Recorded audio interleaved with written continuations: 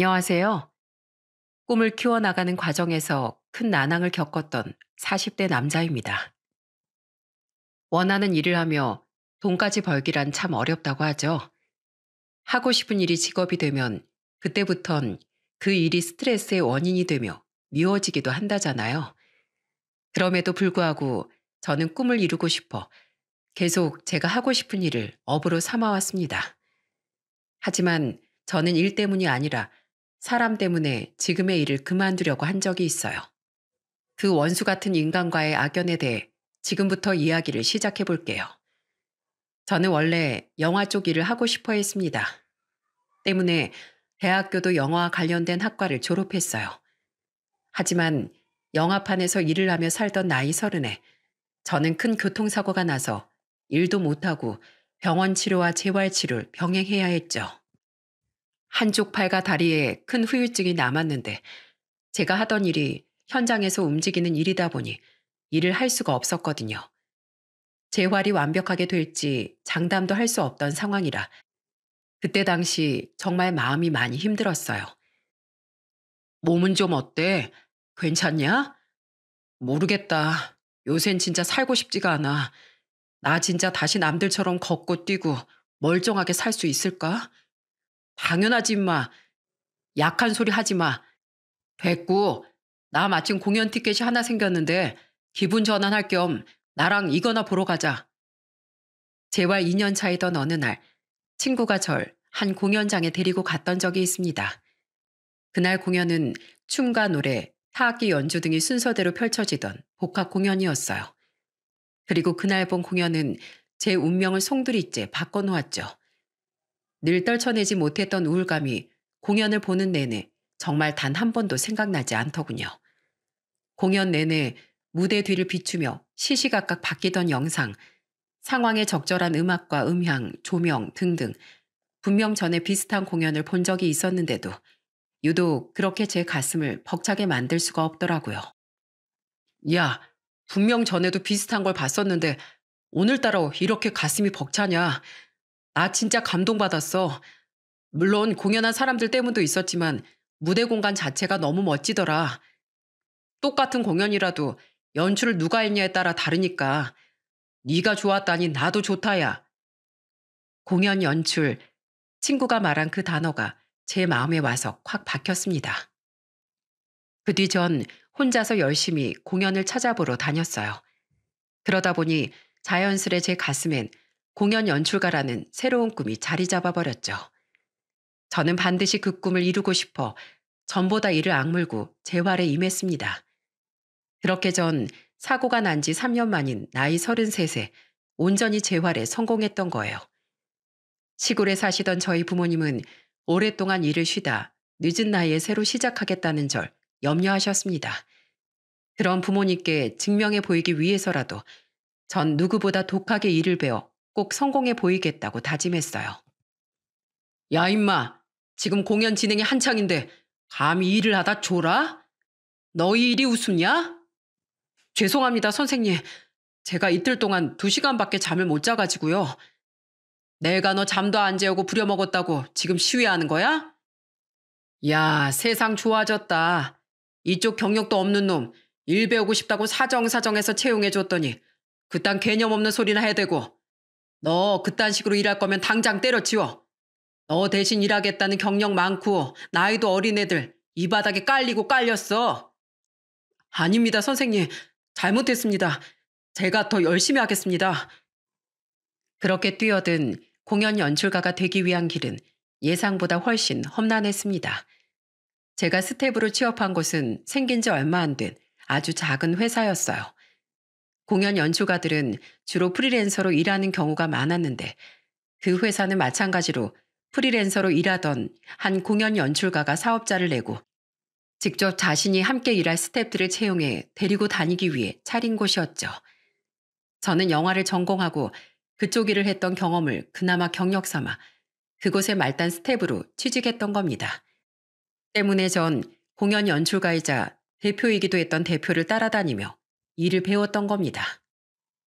비슷한 부분이 많을 거라고 생각했건만 영화 공연 연출 일은 완전 딴판이었어요. 박봉 받으며 잠도 제대로 못 자고 현장에서 배울 일도 정말 한두 가지가 아니었죠.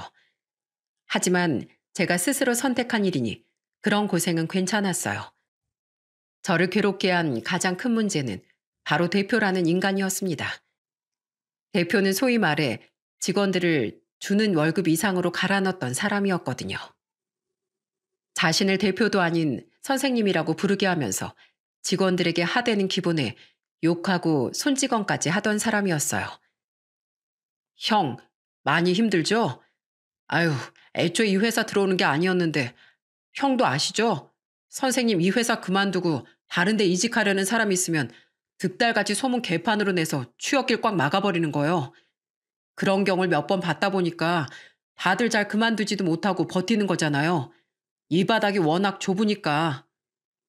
하지만 직원들은 좁은 이 바닥에서 소문이라도 안 좋게 날까봐 대표 욕을 하면서도 일을 그만두지 못했습니다.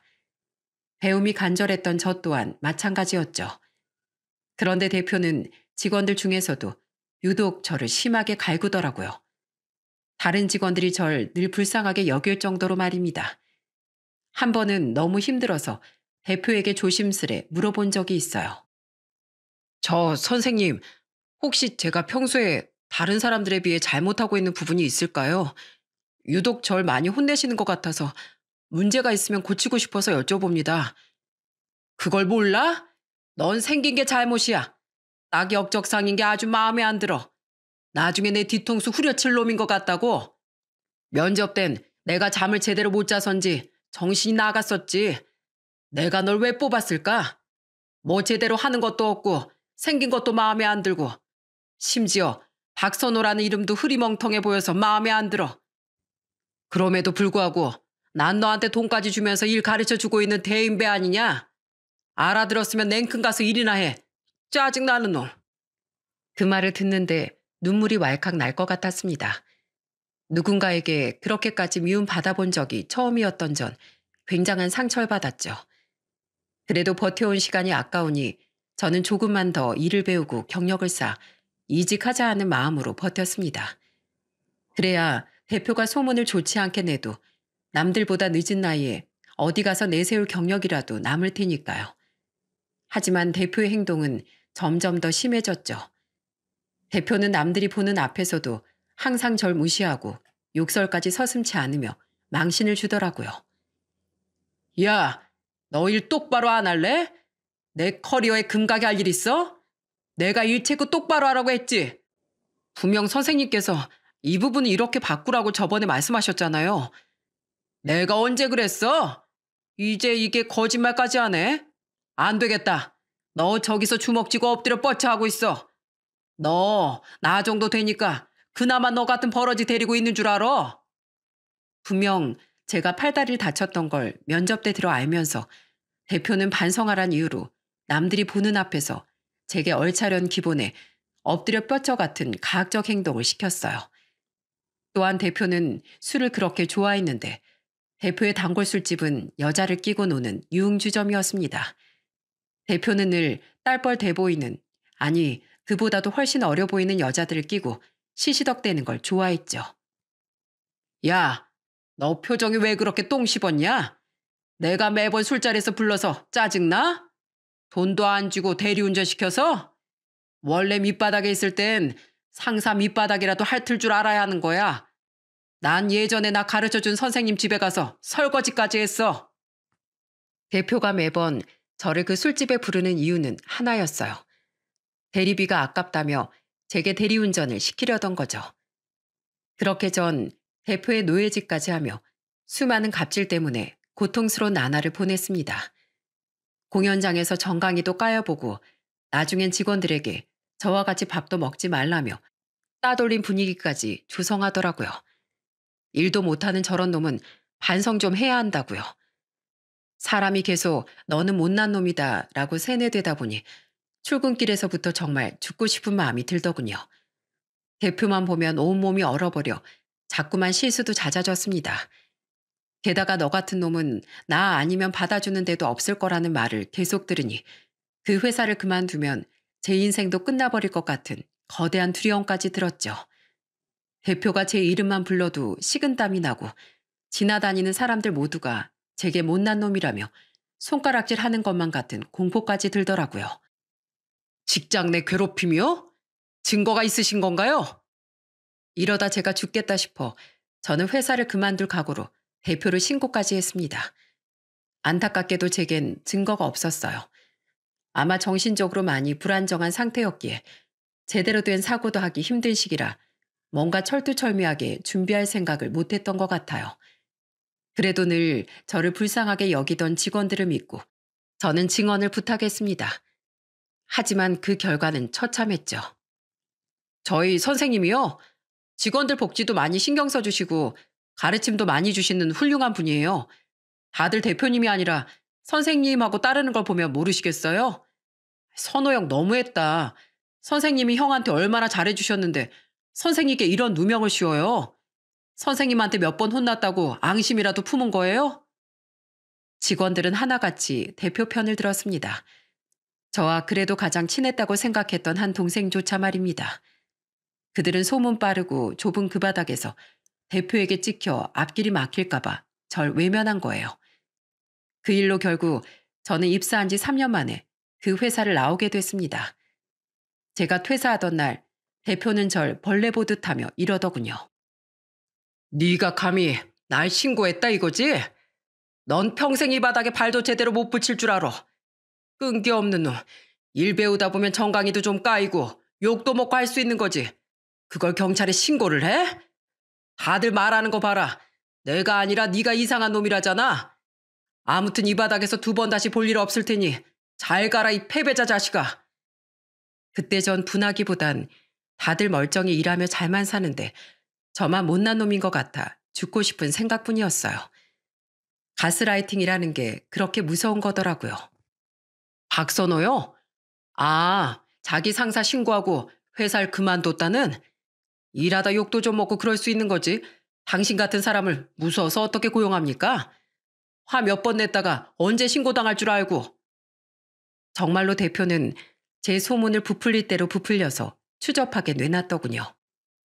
어떻게든 다른 공연 연출가 아래로 들어가 일하려고 3번이나 면접을 봤지만 저런 모진 소리까지 듣고 거절당했죠. 난 안 될 놈이야. 나 같은 못난 놈은 살 자격도 없어. 그럴수록 제 우울증과 불안장애는 심해져만 갔습니다. 나중엔 집밖 마트조차 혼자 나가기 힘들어졌어요. 모든 사람들이 저만 쳐다보며 손가락질 하는 것 같아 너무 무서웠거든요. 그렇다고 걱정하실 부모님이나 이제 막 결혼했던 남동생에게 도움을 요청할 수도 없었습니다. 결국 전 괴로워서 미칠 것 같은 마음에 스스로 정신병원에 입원하는 길을 선택했어요. 그리고 그곳에서 치료를 받으며 제 인생을 바꿔준 은인을 만나게 됐죠. 선호님, 오늘은 기분이 좀 어떠세요? 항상 같아요. 저 같은 놈한테 늘 상냥히 대해주셔서 감사합니다, 간호사님. 그 사람은 바로 그곳 간호사로 일하던 제 아내였습니다. 아내는 다른 간호사들보다 환자들에게 상냥하고 많은 관심도 주던 사람이었기에 저도 모르게 눈길이 갔었어요. 아내는 괴로움에 몸부림치던 제게 따뜻한 햇살처럼 느껴지던 존재였죠. 저 같은 놈이라뇨. 그런 말씀 하시면 안 돼요. 전 선호님 목소리가 참 좋아요. 게다가 말투도 부드러우셔서 듣고 있으면 편안한 음악 소리처럼 느껴져요.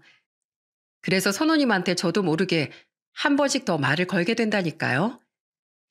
아내는 제가 모르고 있던 장점을 세세하게 이야기해주던 사람이었어요.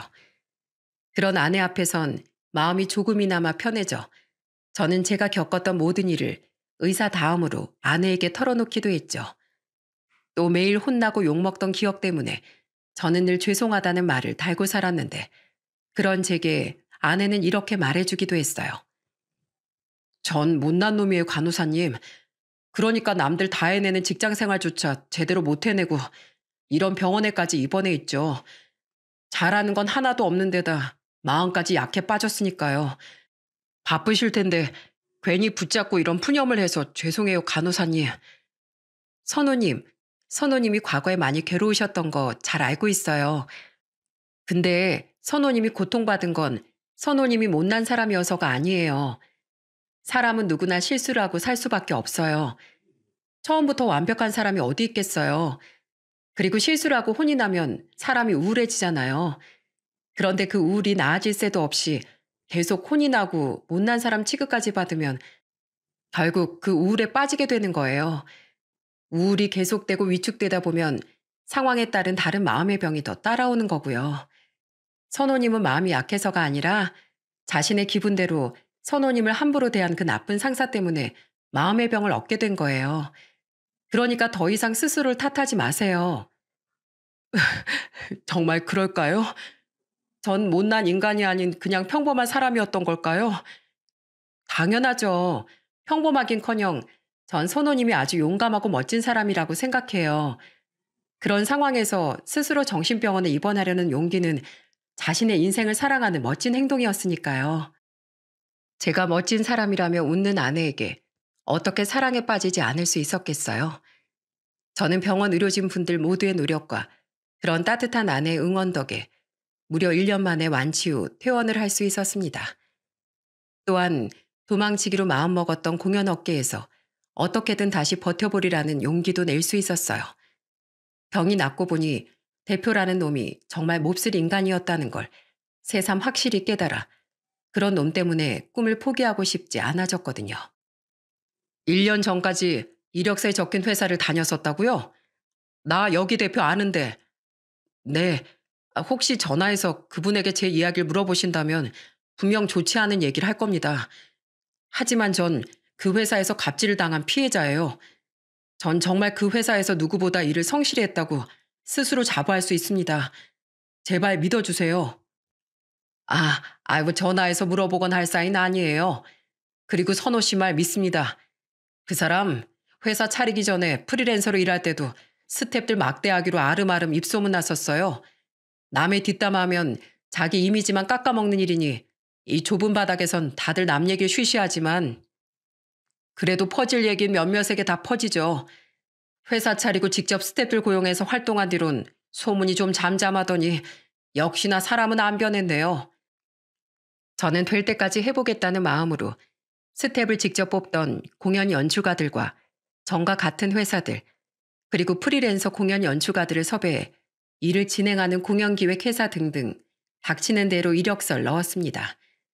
그런데 운이 좋게 첫 면접을 봤던 날 그놈의 실체를 알고 저를 믿어주는 대표님을 만나 작은 공연기획회사에 들어갈 수 있었어요. 알고 보니 그 대표는 소문이 좋지 않았는데 1년 전엔 제가 운도 없이 색안경을 끼고 절 보던 연출가들에게만 면접을 봤던 거죠. 저는 그 대표 아래에서만 일을 해봐서 몰랐는데 전 대표는 딱히 이 업계에서 실력을 크게 인정받던 사람도 아니었더군요. 한 걸음 멀리 떨어져서 보니 제가 참 별것도 아닌 인간 때문에 인생을 망칠 뻔했구나 싶어 허탈하기까지 했습니다. 안녕하세요, 간호사님. 아니, 미니 씨, 잘 지내셨어요? 어머, 선우님, 오랜만이에요. 병원은 다시 어쩐 일이세요? 첫 월급을 받은 날, 퇴근 후 전 용기를 내서 아내를 찾아갔습니다. 다행히 아내는 저녁 근무라 병원에 있었더라고요. 저는 저를 반겨주는 아내를 인적 드문 곳으로 불러 눈을 질끈 감고 꽃 한 송이와 함께 고백을 했죠. 이번 시절 아내에게 들어 아내가 미혼에다 당시 남자친구도 없었다는 걸 알고 있었거든요. 오랫동안 짝사랑했습니다. 미니 씨가 아니었다면 전 지금도 이 병원에서 병을 이겨내지 못하고 치료받고 있었을 거예요. 앞으로는 제가 미니 씨에게 그렇게 힘이 돼주는 사람이 되고 싶습니다. 고맙게도 아내는 제 고백을 받아줬습니다. 그리고 꿈만 같은 시간을 지나 드디어 약 2년의 연애 끝에 결혼에 꼴이 나게 된 거예요. 우리 아들이 힘들 때 많이 도와줬다며? 정말 고맙다, 아가. 저희 부모님은 첫 인사를 간 아내를 보자마자 고맙다며 손을 꼭 붙잡으셨습니다. 제 동생도 재수 씨도 아내를 환영하지 않을 이유가 없었죠. 그리고 처가의 첫 인사를 간 날 장모님은 제게 이런 질문을 하셨어요. 그래, 아주 건실하고 우리 민이도 많이 아껴주는 사람이라고 이야기 많이 들었네. 그런데 우리 딸이랑은 우리 딸이 일하는 정신병원에서 만났다며? 혹시 정신적으로 아직 문제가 있는 겐가? 엄마, 왜 그런 걸 물어? 저번에 하도 캐물어서 우리 병원에서 만났다고 얘기해줬더니 이럴까봐 내가 오빠 어디서 만났는지 얘기 안 하려고 한 거야. 조용히 해. 내가 너 14살 때 술만 먹으면 집안 물건 다 때려 부수던 네 아빠랑 이혼하고 혼자서 얼마나 너랑 네 동생을 애지중지 키웠어? 그런 알코올 중독 인간한테서 겨우 떼어놨더니 다른 정신적 병이 있는 사람하고 결혼시켰다가 너도 내 꼴 나는 꼴 난 못 본다. 무작정 반대하는 게 아니라 무슨 병이 있었는지 지금은 문제가 없는지 들어보고 싶다는 거야. 딸들을 많이 아끼셨던 장모님은 자신을 너무 야박하게 생각하지 말라고 제게 말씀하셨어요.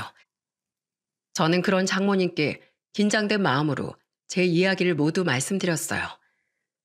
지금은 모든 문제를 전부 이겨내고 미니 덕에 새 인생을 살고 있습니다. 저 정말 많이 강해졌어요. 그러니 앞으로 그런 문제로 미니 고생시킬 일 절대 없게 하겠습니다. 믿어주세요. 그런데 이어진 장모님의 행동을 보고 저는 깜짝 놀라고 말았습니다. 제 긴 이야기를 모두 들은 장모님은 언제 단호한 표정을 지었냐는 듯 눈물을 줄줄 흘리고 계셨거든요. 장모님은 제 손을 잡고 이렇게 말씀하셨어요. 그런 모진 일을 겪었어? 마음고생이 얼마나 많았누.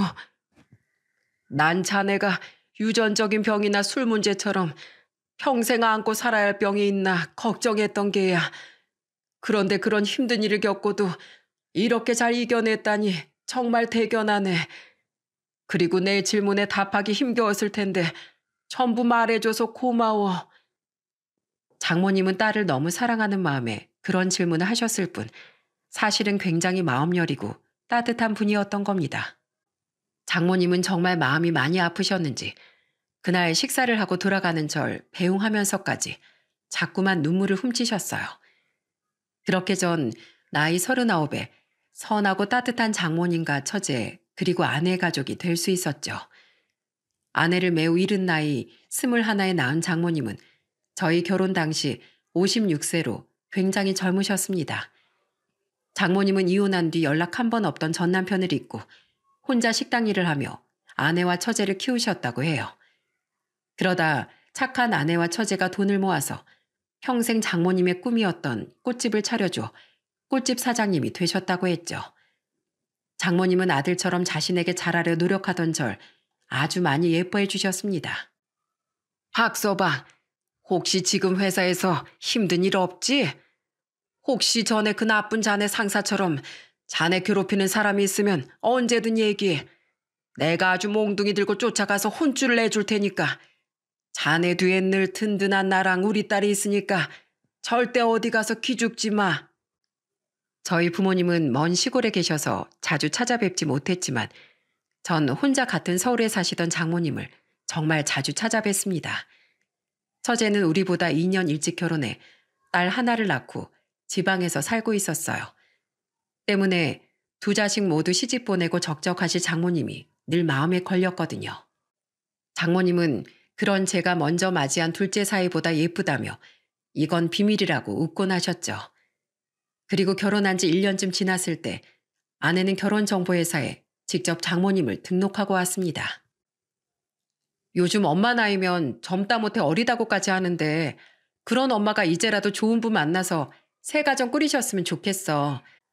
엄마가 우리한테 말은 안 해도 엄마랑 동년배 같은 부부들이 지나가면 많이 부러운 눈빛으로 보시곤 했거든. 아니나 달라. 내가 결혼정보회사 등록해준다니까 엄마가 내심 좋아하시더라. 그래서 쇳불도 당김에 빼랬다고 바로 등록하고 왔어. 정말 잘한 일이라고 생각했습니다. 그리고 장모님은 3번의 만남 끝에 좋은 분을 정말 만나신 것 같더라고요. 이것 봐. 그 사람이 내 생각나서 샀다고 백화점에서 사다 준 코트야. 예쁘지? 그러게 예쁘네. 그분이 엄마한테 되게 잘해주시나 봐. 저번에 그분한테 받았다던 꽃다발도 집 화병에 예쁘게 꽂아놨잖아. 엄마, 근데 우리랑 외식한다고 오늘 화장한 거야? 웬일이래? 아이, 사실은 너희랑 점심 먹고 저녁엔 그 사람 만나러 가기로 했거든. 아주 오랜만에 설렘을 시작하신 장모님은 나날이 소녀 같아지셨습니다. 안 하시던 화장도 곱게 하시고 그분에게 받은 선물도 수줍게 자랑하시는 모습이 너무 고와 보였어요.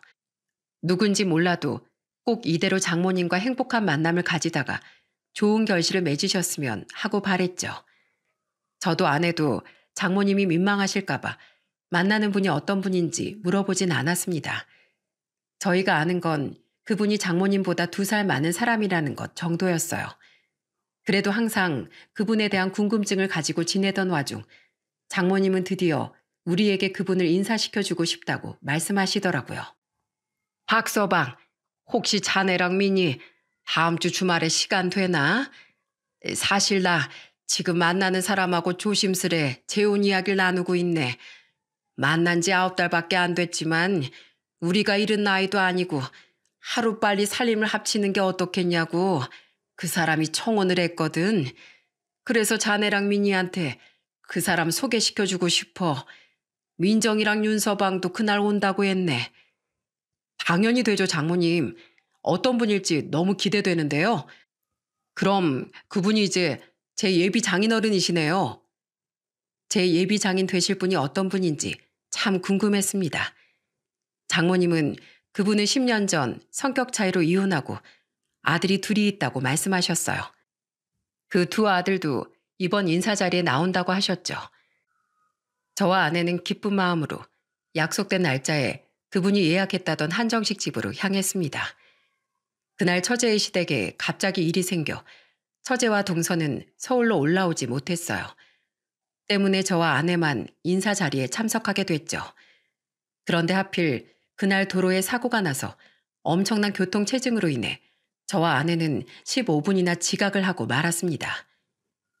일찍 나온다고 나왔는데 늦어서 정말 죄송합니다. 저와 아내는 이미 예약된 룸에 도착해 있던 예비 장인과 2 아들, 그리고 장모님께 사과를 하며 헐레벌떡 들어갔어요.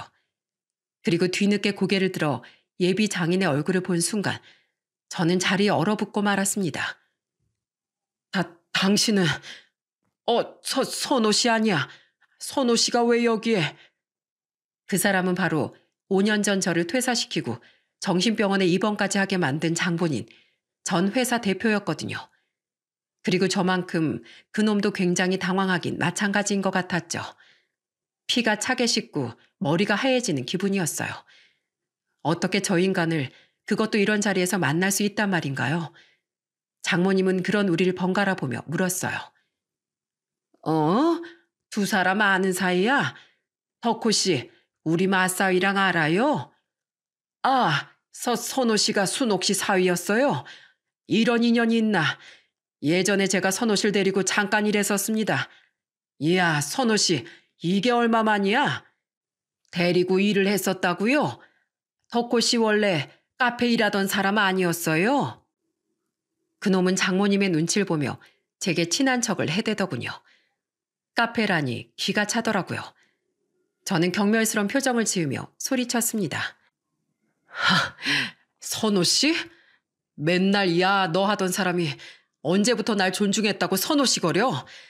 난 당신 때문에 정신병원 입원까지 했어. 당신 회사 망했다는 얘긴 내가 2년 전에 건너 들었어. 당신 술 처먹고 대기업에서 맡긴 대형 공연 완전히 말아먹었다며? 그 일로 고소당하고 가뜩이나 점점 줄던 의뢰도 뚝 끊겨서 빚만 남기고 망했다며. 그 뒤로는 어떻게든 프리랜서로 일해보려다가 엉망인 평판 때문에 완전히 이 바닥에서 매장당했다지? 당신 회사에서 일하던 직원들이 회사 망하고 나니까 이때다 싶어서 당신 행동 전부 폭로해서 말이야. 예전에 힘 있을 땐 그게 영원한 줄 알았지? 아주 꼴 좋다.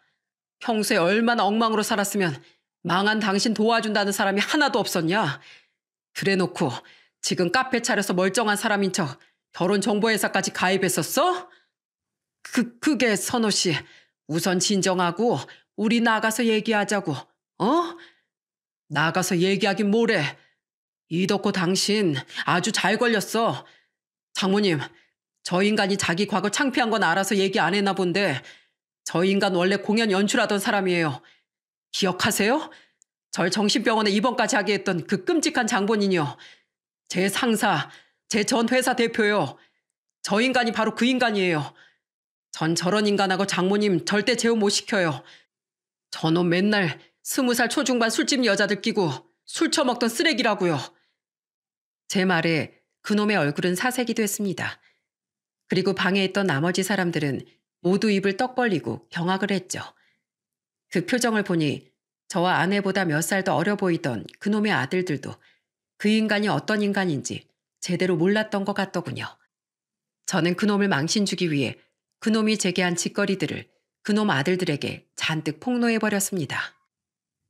그쪽들 아버지란 인간이 예전 저한테 무슨 짓을 했는지 아십니까?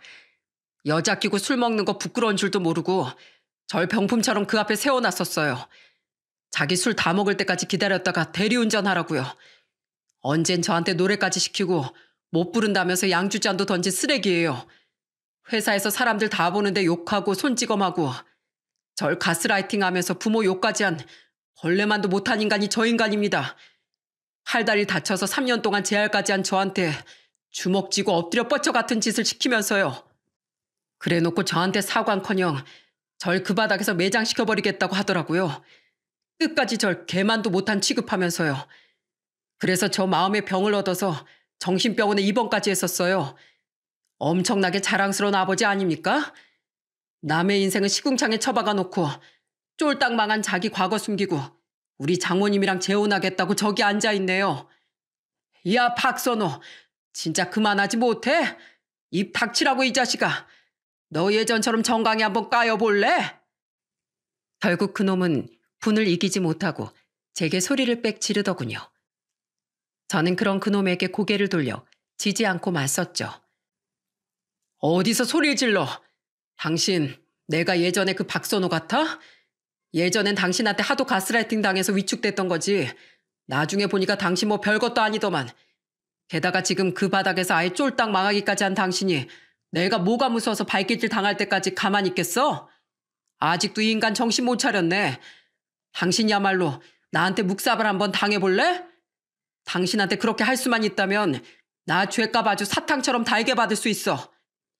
이 자식이 감히 니까지 것까지 망했다고 날 무시해? 그놈은 으르렁대는 제게 달려들려고 하더군요. 그리고 그런 그놈에게 제 뒤를 이어 삿대질을 하며 소리치기 시작한 건 누구보다 든든한 내 편, 바로 제 아내였습니다. 저놈이 당신을 그렇게 만들었던 버러지란 말이지? 이봐요. 감히 누구 남편한테 니까지 거라고 하는 거예요? 당신이 뭔데? 내 남편, 당신 같은 인간 말종이 함부로 대할 정도로 하찮은 사람 아니야. 너 같은 사이콘 이런 평범한 사람들이 있는 곳이 아니라 정신병원에 쳐넣어야 돼. 이 세상을 위해서. 생긴 건 발로 10번은 밟힌 장구벌레처럼 생긴 게 감히 잘생긴 내 남편한테 생긴 게 마음에 안 든다고 했었다며? 또 한 번 내 남편한테 뭔 짓거리라도 해봐. 나 진짜 가만히 안 있어. 그 작고 여린 몸에서 어디서 그런 화통 같은 고함이 나오는 건지 참 신기할 따름이었어요. 그놈은 제 아내의 말에 허차하며 기가 차하더라고요. 그 순간 점점 표정이 싸늘해져 가던 그놈의 두 아들이 자리에서 벌떡 일어나더군요. 그리곤 그놈을 향해 이렇게 말하곤 저에게 사과를 한 뒤 방을 나가버렸죠. 아버지가 한순간 변한 줄 알고 기대했던 저랑 동생이 바보였어요. 아버지가 2년 전에 인연 끊고 살던 우리 찾아와서 싹싹 빌었죠. 이혼 전에 엄마랑 우리한테 숱하게 손찌검했던 거, 엄마 두고 이 여자 저 여자랑 바람 피웠던 거, 7년 전 엄마 돌아가신 후부턴 진심으로 뉘우치고 반성하고 살아왔다고요. 그동안 우리한테 미안해서 연락 못하다가 엄한 모함당해서 회사 망하고 공연 연출일도 못하게 돼서 우리 찾아왔던 거라면서요. 급한 빚이라도 갚게 제발 도와달라면서 우리한테 얼마나 애원했어요. 한 번만 도와주면 평생 달라진 모습 보여주면서 우리한테 부끄럽지 않은 아버지로 살겠다고요. 내 말이 형. 근데 그게 다 거짓말이었네요. 여전히 엄마 아닌 다른 사람들한테 못된 짓거리 하면서 살다가 그렇게 줄였다던 술까지 진탕 먹고 아버지 스스로 회사도 일도 말아먹은 거네요. 그런 아버지 거짓말 믿고 힘들게 모은 돈 아버지 빌려주고 카페까지 차려준 형이랑 제가 멍청이었어요. 아버지 지금 사는 빌라 전세, 운영하는 카페 임대 계약 모두 조만간 만료인 거 아시죠? 저랑 형은 더 이상 아버지 도와드릴 생각 없으니까 그거 다 빼세요. 도와드린 건 갚아드린 몇 천만 원 빚으로 충분하잖아요. 아내랑 자식들 인생뿐만 아니라 다른 사람 인생도 그렇게 망치며 살아온 아버지가 앞으로 또 우리한테 안 그러리란 법이 있어요? 들어보니 보나마나 카페 직원들한테도 그렇게 행동하셨겠죠. 저희는 이만 갈게요. 우린 더 이상 아버지 안 보고 살 거예요. 박선우 씨라고 했죠? 저희 아버지가 한 일은 자식들인 저희가 대신 사과드리겠습니다. 모쪼록 그쪽 장모님이 저희 아버지한테 더 이상 시간 낭비 안 하시게 해주세요. 들어보니 그놈은 아들들에게도 뻔뻔하게 거짓말을 늘어놓고 살았던 모양이더라고요. 하지만 아들들은 그날 모든 진실을 알고 자기들 아버지에게 마지막 남은 정까지 뚝 떨어져 절연을 선언한 거죠. 한순간에 길바닥에 나앉게 되자 그놈은 허탈한 표정을 짓더군요. 그리곤 이내 다시 표정이 험악해지며 저를 향해 정말 달려들려고 했어요. 이게 다 너 때문이잖아. 네가 겨우 잡은 봉들을 다시 놓치게 했어. 너 내 인생 어쩔 거야? 어? 이 정신 나간 인간이 감히 누구 사이한테 달려들어? 인생 쓴맛 한번 보여줘? 그리고 이번엔 너무 큰 충격에 잠시 어리 빠져있던 장모님께서 그놈을 막으셨습니다. 그놈에게 빽소리친 장모님은 테이블에 놓여있던 컵을 집어들어 그놈에게 물을 쫙 뿌려버리셨어요. 그리고 나악하며 소리를 지르는 그놈에게 사자후를 날리셨죠. 내가 잠깐 하고 기가 막혀서 어리 빠져 있었는데 너 아주 잘 걸렸다. 네가 내 사이 눈에서 피눈물 나게 했던 그놈이로구나. 내가 아주 원술 만나고 있었어. 순옥 씨, 그게 아니고요. 난 억울해요. 일하다 보면 욕도 먹고 혼도 날 수 있는 거지. 그걸 가지고 저 쫌생이 같은 게 여태까지 한을 품고 있던 거라고요. 물론 내가 말을 좀 험하게 하는 경향이 있어서 이 바닥에서 오해가 좀 있긴 했는데 굳이 내가 어떻게 망했는지를 왜 가만히 있던 내 아들들한테까지 떠벌려서 날 곤란하게 만드냐 이 말입니다. 술집 다닌 건 순옥 씨 만나기 전인데 좀 다닐 수도 있던 거 아닌가요? 이 자식이 보자 하니까 어디서 이빨을 까고 있어? 우리 사이가 얼마나 야무지고 정신 제대로 박힌 사람인데 뭐? 쫌생이? 그럴 수도 있는 거면 너도 어디 정강이든 강냉이든 까여 볼래? 순옥 씨마저 이럴 겁니까? 저 방금 자식들한테 절연당한 사람이에요. 나한텐 절연이 아니라 어디든 쓱싹쓱싹 절단당하기 전에 당장 내 눈앞에서 꺼져. 괜히 여기 계속 죽치고 있으면서 내 사이 마음 심란하게 하지 말고 꺼지라고. 안 가? 장모님은 끝까지 변명을 해대는 그놈을 아주 매섭게 쫓아버리셨습니다. 그놈은 기겁을 하며 주랭랑을 치더라고요. 그놈이 자리를 떠나자 그제야 장모님은 한숨을 푹 쉬시더군요. 그리곤 제 손을 잡고 잘못한 것도 없으면서 사과를 하셨죠. 미안하네 박서방. 내가 예전에 이혼한 남편 놈도 그렇고 저놈도 그렇고 아무래도 남자 보는 눈은 발바닥에 달렸던 모양이야. 나 때문에 괜히 아픈 자네 상처만 들쑤셔졌어. 아니에요 장모님. 왜 울기까지 하세요? 그래도 저런 놈을 재혼하시기 전에 걸러낼 수 있어서 얼마나 다행이에요. 전 괜찮아요. 처음엔 좀 놀라긴 했지만 더 이상 저런 놈 때문에 저 겁먹지 않아요. 그래도 미안하네. 그냥 이번 내 인생엔 남자는 없는 게 좋겠어. 혼자라도 취미 즐기면서 재미나게 살았는데 남들처럼 살아보고 싶어서 조금 더 욕심내려다가 이런 일이 생긴 거 아닌가. 난 앞으로 그냥 우리 사이들이랑 자식들만 보고 살 거야. 미안해 엄마. 이게 다 엄마 위한답시고 엄마 결혼정보회사에 가입시킨 내 잘못이야. 아내는 그런 장모님께 죄송해하며 장모님을 뒤에서 끌어안고 울었습니다. 장모님은 또 앞에 서 있던 절 줄줄이 끌어안고 미안하다고 우셨고 저는 또 그런 장모님을 안아드렸죠. 그렇게 우리 세 사람은 조금 우스꽝스러운 모습으로 얼싸안고 있었습니다. 자, 이미 선불로 그놈이 돈은 다 내놨으니까 우린 공짜밥 아주 맛있게 먹고 가자고. 그리고 우린 그놈이 미리 돈을 낸 한정식 6인분을 셋이서 아주 맛있게 싹싹 긁어먹고 나서야 한정식 집을 나왔어요. 나중에 전화로 이야기를 들은 처제와 동서는 기함을 하며 하늘이 도왔다고 말하더군요. 그렇게 기상천외한 그놈과의 인연은 끝인 줄 알았는데 한 달 뒤 장모님의 전화를 받은 전 기절하는 줄 알았습니다. 에휴, 오늘 정말 짜증나는 일이 있었네, 박서방. 네? 뭔데요, 장모님? 글쎄, 내가 전화를 차단해 놨더니 그놈이 내 꽃집으로 오늘 찾아왔더라고. 네? 그 자식이요? 장모님한테 그 자식이 설마 무슨 짓 했어요? 무슨 짓은 내가 했지. 나한테 그놈이 그러더라고. 혼자 늙어 죽기 싫어서 재산 속이려고 대출까지 받아서 결혼정보회사에 가입했던 건데 그런 자기 노력과 나한테 투자했던 시간 전부 보상하라고. 그놈 자식들이 정말 카페랑 전셋집을 다음 달 계약 만료 때 뺄 모양이던데 우선 받아놨던 대출금으로 작은 전셋집을 구한다고 해도 거리가 없는데 어떻게 대출금을 갚냐면서 말이야. 그놈 대출받은 돈으로 우선 날 속여서 결혼한 다음엔 대출금 싹 깎고 배째라식으로 나오려고 했었나 봐. 결혼정보회사에서 대출 유무까진 확인 안 한 걸 이용한 거지. 미친 인간 아니에요? 아니 그걸 장모님한테 뭐로 보상하라는 거예요?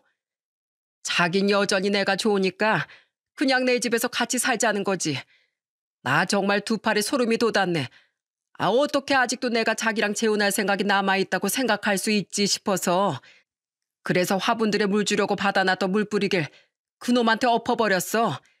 냉수 샤워하고 정신 차리라면서 말이야. 또 찾아오면 그때 물이 아니라 물 뿌리게 통으로 맞을 줄 알라고 소리 지르니까 질린 표정을 하면서 도망가더라고. 내 참 세상에 별별 인간이 다 있어. 끝까지 정말 몰상식한 인간이었습니다. 그 뒤 저는 장모님이 걱정되어 한동안 퇴근하면 직접 차를 끌고 장모님을 댁까지 모셔다 드리곤 했죠. 다행히 그 뒤 그놈이 다시 장모님을 찾아오는 일은 없었어요. 그날 일을 계기로 서로를 아끼는 마음을 더 굳게 확인한 우린 전보다 훨씬 끈끈한 가족이 되었습니다. 우린 장모님을 모시고 살고 싶어 했는데 장모님은 끝까지 거절하셨어요. 아무리 친하다고 한들 자식과 사위와 같이 사는 건 불편하다면서요. 집은 마음 편한 게 최고니 앞으로도 그냥 이렇게 자주 만나며 즐겁게 지내자고 하시더군요. 그렇게 저와 아내는 장모님을 자주 찾아뵈며 처제 부부와 시골에 있는 저희 부모님, 부모님이 계신 지역의 옆 도시에 살던 제 동생 부부와도 화목한 사이를 유지하며 지내고 있답니다. 그놈을 예비 장인으로 만난 황당한 날로부터 거의 2년이 지난 지금 우리에겐 천사 같은 아들도 찾아왔어요. 석 달 전 아내가 아주 건강한 아이를 출산했거든요. 아이고, 우리 왕자님, 오늘 하루도 엄마랑 잘 놀고 있었어요? 그렇게 예뻐? 집에 오기만 하면 애 옆에서 떨어질 줄을 모르네. 당연하지. 나이 43에 드디어 얻은 내 핏줄인데.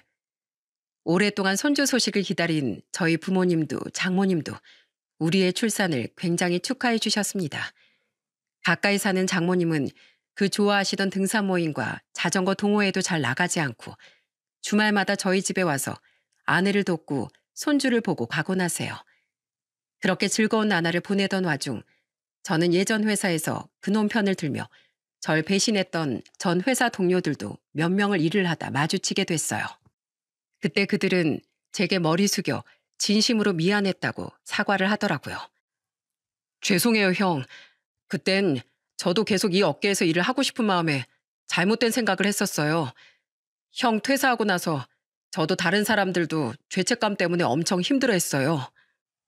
아직 원망의 마음이 남아있긴 했지만 그 사람들도 다 먹고 살려고 그랬던 거 아니겠습니까? 어차피 이쪽 일을 하며 계속 마주칠 사람들이라 저는 그들의 사과를 흔쾌히 받아들였어요. 그리고 얼마 전 저는 업계 지인을 통해 그놈의 소식을 듣게 됐죠. 제발 말단 일이라도 시켜달라면서 예전 업계 지인들한테 전화해서 사정사정하고 다니는 것 같더라. 지금 무슨 주차장 관리를 한다던데 다시 이쪽 일 시작하고 싶다고 애원하는 모양이야. 예전에 그나마 조금 잘 나갈 때도 아니고 쫄딱 망해서 나이까지 적지 않은 그 인간을 누가 말단으로라도 쓰려고 하겠어? 게다가 정신 못 차렸는지 월급 300 이하론 절대 일도 못한다고 했대. 요즘 시대가 어떤 시대인데 인성도 안 된 사람을 굳이 데려다 쓰려는 사람이 없는 게 당연하지. 그렇게 그놈은 업계에서 퇴출당하고 자식들에게 손절당한 채 지금은 주차장 관리 일을 하며 살고 있다고 합니다. 원래는 아파트와 건물 경비 일을 했었는데 술 먹고 무단 결근까지 밥 먹듯이 하다가 3번이나 잘리고 4번째로 구한 직장이라네요. 반면 그놈에게 숱한 갑질을 당했던 전 지금 회사에서 열심히 일을 배우며 경력을 쌓고 인정도 받고 있답니다. 대표님은 언젠가 제가 경험을 살려 공연 연출가로서 독립을 하면 비록 작은 행사나 공연밖에 아직 맡지 못하고 있는 회사지만 저에게 일을 많이 맡겨주겠다고 약속해 주시더군요. 저라면 충분히 믿고 맡길 수 있다면서요. 그동안의 제 노력과 능력을 인정받은 것 같아 그 말이 너무 기쁘고 감사했죠. 그런 일을 당했음에도 불구하고 이렇게 당당히 성공해 나가고 있는 것. 이게 바로 그놈에 대한 제 진정한 복수라고 생각하며 전 그렇게 열심히 살아가고 있습니다. 저는 앞으로도 저를 늘 믿고 지지해주는 가족들, 특히 저희 아내와 장모님, 그리고 우리 아들을 위해 꼭 멋지게 꿈을 이뤄내기 위해 꾸준히 노력하며 살아갈 거예요. 과거 저처럼 못된 인간들로 인해 가슴에 큰 상처를 입고 마음에 병이 든 분들께 말씀드리고 싶네요. 여러분은 더 나은 삶으로 나아가기 위해 병치레를 하고 있는 거라고요. 나쁜 건 상처를 입은 여러분이 아닌 여러분께 상처를 준 인간이니 부디 과거 저처럼 자신을 못났다고 탓하지 마셨으면 좋겠어요. 그리고 굳건히 힘든 시기를 이겨내는 거, 그리고 그럼에도 불구하고 앞으로 당당히 나아가는 거, 그래서 그들보다 훨씬 보란 듯이 잘 살아가는 것, 그것이 바로 진정한 복수라는 말을 저는 제 사연을 통해 여러분께 꼭 드리고 싶었습니다. 어차피 누군가에게 상처 주지 않고는 못 사는 사람들은 제 전 회사 대표처럼 스스로 몰락하기 마련이니 굳이 그들을 망하게 하기 위해 크게 노력하실 필요가 없다는 말도 함께요. 그럼 제 사연이 어떤 분들에겐 즐거움을, 어떤 분들에겐 위로를 드렸길 바라며 이만 사연을 마치겠습니다. 감사합니다.